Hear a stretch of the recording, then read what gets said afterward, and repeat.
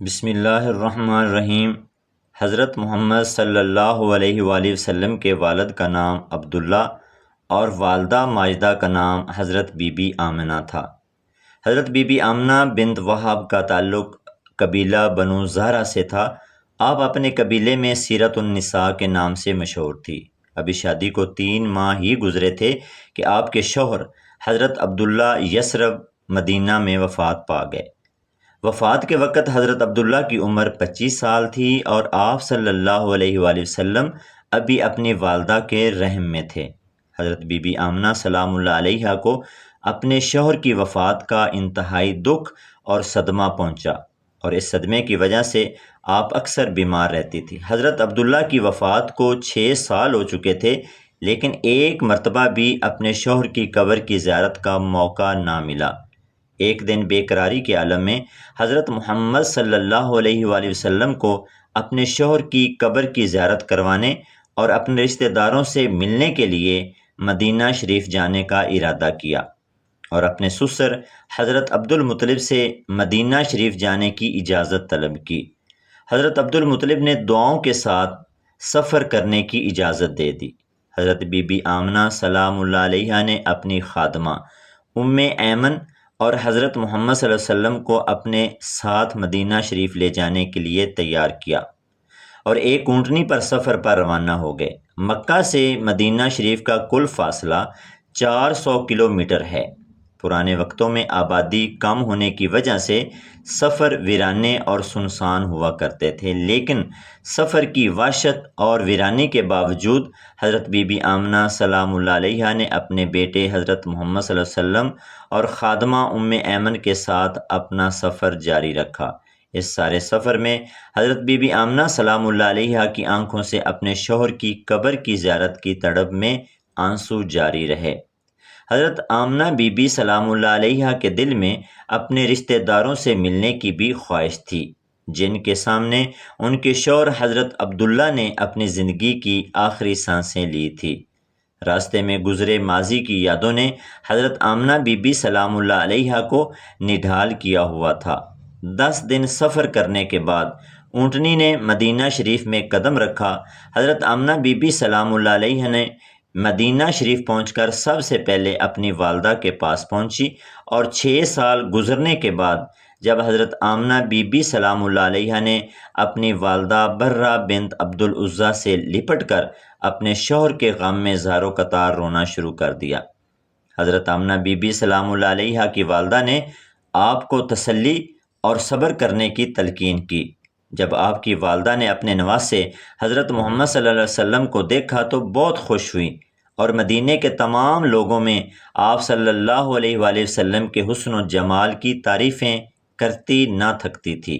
مدینہ شریف پہنچنے کے 2 دن بعد حضرت آمنہ بی بی سلام اللہ علیہا اپنے شوہر کی قبر پر پہنچی اور ان کی قبر سے لپٹ کر زار و قطار رونے لگی اور ان کی قبر سے اپنے دل کی وہ تمام باتیں جنہوں نے دل میں ایک غم کا پہاڑ بنا رکھا تھا کرنی شروع کر دی۔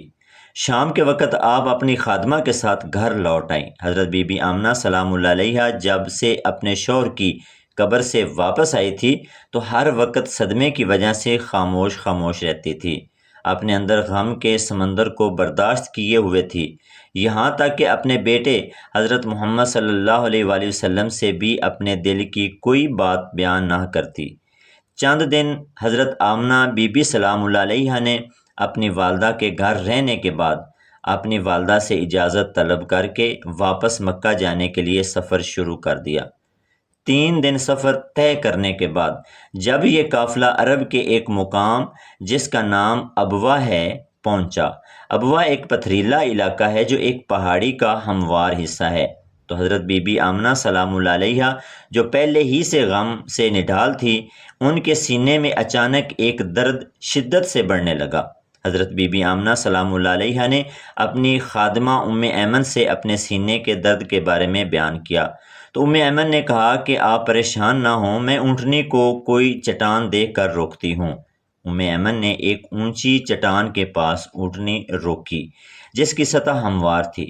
ام ایمن نے آپ کو اس چٹان پر لٹا دیا تاکہ درد کی شدت کم ہو، لیکن درد کی شدت بڑھتی جا رہی تھی۔ حضرت بی بی آمنہ سلام اللہ علیہا بار بار اپنے سینے کے درد کو کم کرنے کی کوشش کر رہی تھی، لیکن قدرت کو کچھ اور ہی منظور تھا۔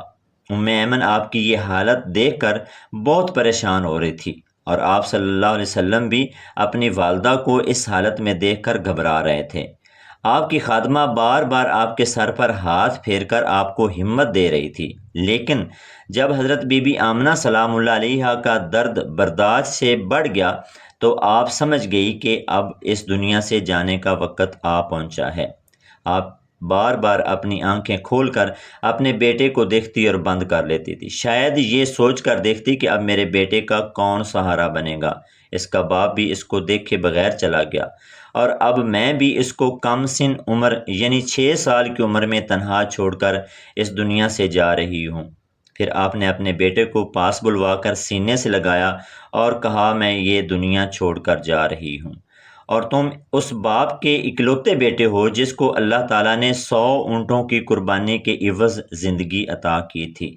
بے شک میرے خواب سچے ہیں اور تم آنے والے تمام جہانوں کے آخری نبی ہو۔ میں جانتی ہوں کہ دنیا مجھے تمہاری والدہ ہونے کی وجہ سے ضرور یاد رکھے گی، اور میرا نام رہتی دنیا تک رہے گا۔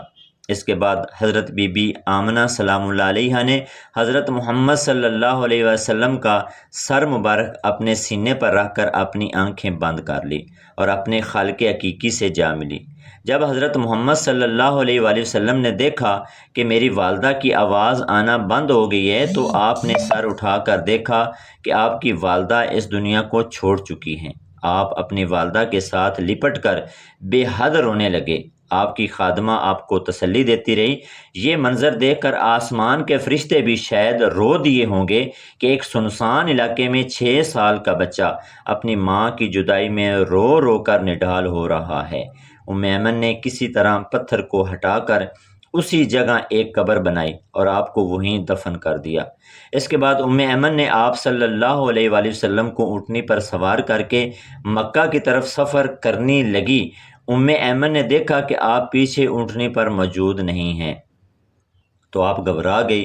حضرت ایمن نے دیکھا کہ آپ صلی اللہ علیہ وآلہ وسلم اپنی والدہ کی قبر سے لپٹ کر زاروں قطار رو رہے تھے۔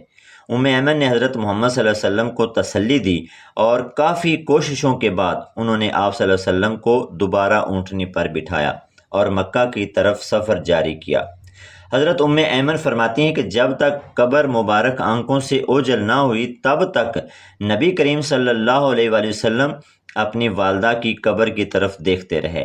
4 دن سفر طے کرنے کے بعد ایمن آپ صلی اللہ علیہ وسلم کو لے کر مکہ پہنچ گئی اور حضرت عبد المطلب کو حضرت آمنہ کی وفات کے متعلق تفصیل سے آگاہ کیا۔